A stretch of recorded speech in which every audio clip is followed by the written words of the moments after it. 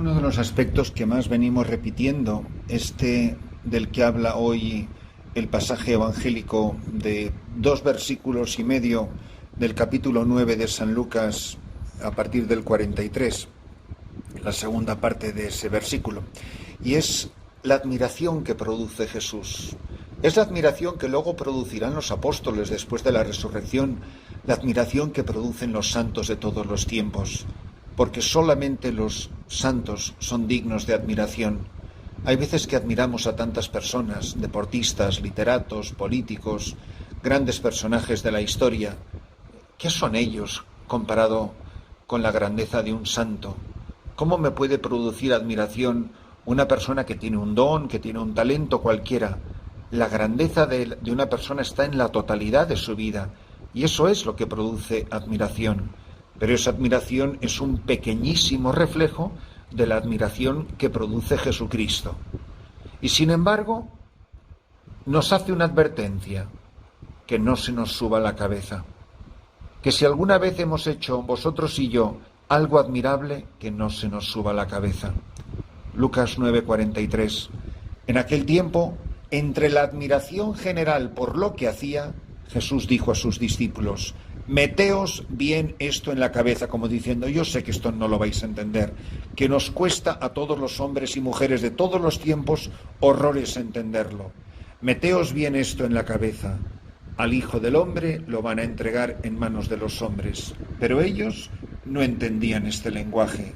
Les resultaba tan oscuro que no cogían el sentido y les daba miedo preguntarle sobre el asunto. 2000 años después nos pasa exactamente lo mismo, que ni entendemos este lenguaje, que nos sigue resultando oscuro, que seguimos sin cogerle el sentido y que nos da miedo preguntar sobre el asunto. Porque yo no quiero saber sobre la cruz, no quiero saber sobre el sufrimiento, no quiero saber sobre la humillación, y me cuesta aceptar que el camino de la vida cristiana pasa por el árbol de la cruz. Venga bajo la forma que venga, bajo la apariencia que quiera venir, pero bajo la sombra de la cruz pasa la existencia de toda la humanidad.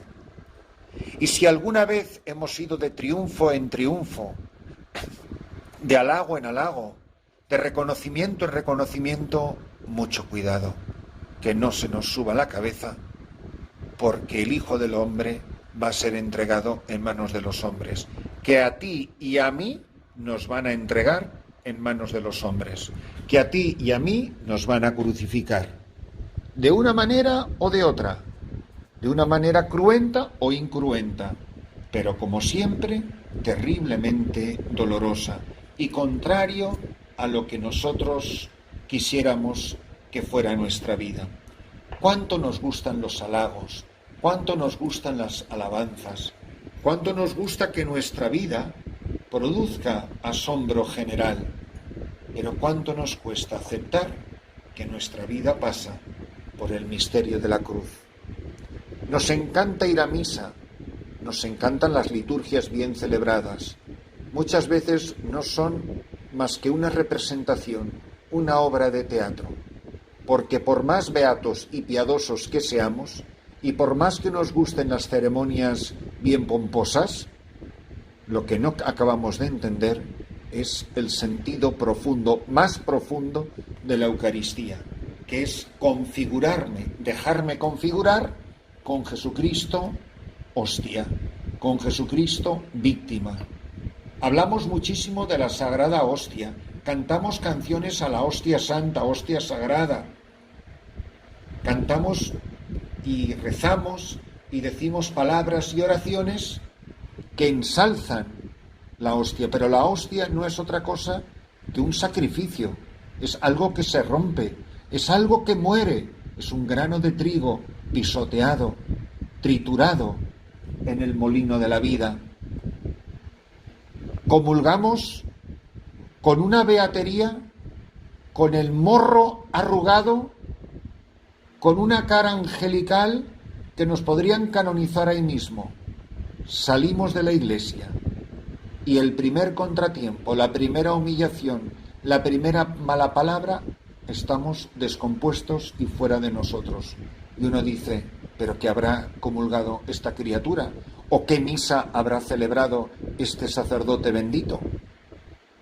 Que a la primera contradicción, a la primera cruz, a la primera humillación, pero no fue esto a lo que usted se apuntó al ir a la misa, al ir al santo sacrificio, porque ahora nos encanta esto de el santo sacrificio, el sacrificio de revivir el momento del Calvario. Todo eso es maravilloso, es precioso y además encima es verdad.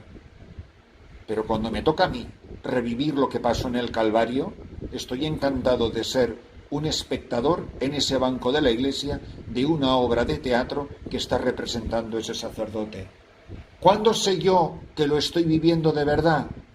Cuando a mí me entreguen en manos de los hombres y que no me dé miedo, que entienda este lenguaje, que no me resulte oscuro, que le coja el sentido y que no me dé miedo preguntarle a mi Señor. Yo de verdad soy consciente de que la vida cristiana, que la vida de un sacerdote solo produce fruto cuando a él le hacen papilla. ¿Ha habido algún sacerdote santo a quien no le hayan machacado la vida? ¿Ha habido algún sacerdote santo que no haya sufrido espeluznantemente? ¿Ha habido algún santo en cualquiera de las vocaciones de la humanidad? ¿Ha habido algún santo que no haya sufrido espantosamente y su vida haya estado profundamente asociada al misterio de la cruz? Pues que se me quite el miedo, que entienda este lenguaje, que predique este lenguaje, que se lo anuncie a mis feligreses, que la vida cristiana pasa por el misterio de la cruz y que me deje ya de tonterías, de que si me van a nombrar, de que si voy a ser, cargos y ilusiones y fantasías y pompas y reconocimientos. ¿Cómo nos gusta la vanagloria? ¿Cómo nos gusta la pompa? ¿Cómo nos gusta el reconocimiento? ¿Cómo nos gustan los primeros puestos en las sinagogas? ¿Y cuánto nos cuesta la humillación, el último lugar, el desprecio, la enfermedad? La humillación, tenga la forma o el color que sea. ¿Por qué me resulta tan oscuro y tan difícil entender el misterio de Cristo, la cruz de Cristo, la pasión de Cristo, la kenosis de Cristo? ¿Y por qué le tengo tanto miedo a la cruz si digo que estoy tan convencido que su premio es la gloria eterna? ¿O acaso es que no me lo creo? ¿Por qué andamos tantas veces, como dice el gran San Pablo, hay algunos de vosotros que andáis como enemigos de la cruz de Cristo? No hace falta escupir un crucifijo para andar como enemigo de la cruz de Cristo. No.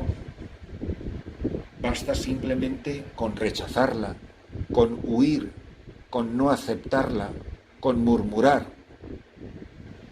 Nos van a crucificar los de nuestro mismo paño. Nadie nos va a hacer más daño que un obispo, que un hermano sacerdote, que nuestros propios feligreses. Los chinos de la Conchinchina, a mí no me van a hacer daño jamás, a menos que mi siguiente destino sea en Shanghái. Pero no hay muchas probabilidades que los esquimales de Alaska me vayan a hacer a mí mucho daño, ¿no? Van a ser los que están más cerca de mí, quizás sea mi familia, mi obispo, mis hermanos sacerdotes. Las personas más cercanas a mí son las que me van a crucificar. Y como dice el Evangelio, hablando de la pasión de Cristo, eso no lo dijo el sumo sacerdote de su cuenta y riesgo. Eso lo dijo porque estaba en la Escritura, porque estaba en el plan de Dios. Estaba en el plan de Dios que mi obispo me humillara o me despreciara, que mi hermano sacerdote me calumniara, que esa religiosa me hiciese daño, ser víctimas de los celos, de las celotipias, de las pequeñas venganzas,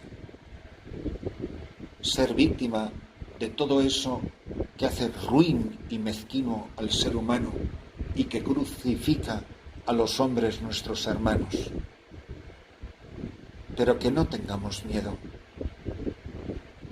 Que nos dé más miedo producir admiración, alabanza, vanagloria, que nos dé más miedo todas esas loas y reconocimientos que nos convierten en mitos y son todo mentira.